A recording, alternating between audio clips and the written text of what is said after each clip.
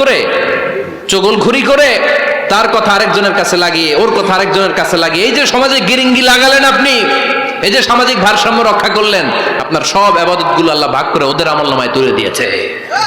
খবরদার, মরা ভাইয়ের গোশত খাওয়ার চেয়ে বড় অপরাধ।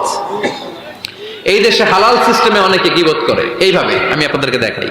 কথা শুরু করবে এইভাবে, কি যে অবস্থা সমাজের, বলাও যায় না, বললে তো গীবত হয়ে যায়, না বলেও পারি না, তাই না? এরকম বলে না অনেকে? বললে তো কি হয়ে যায়? হ্যাঁ, বললে যদি গীবত হয়ে যায় তাহলে স্টপ। এতটুকু যেহেতু বুঝেন যে বললে গীবত হয়ে যায়, তখন স্টপ। আওয়াজ করে বলেন, তখন স্টপ। মেরাজ রজনীতে বিশ্বনবী দেখলেন রিজালান, কিছু লোক, লাহুম আজফা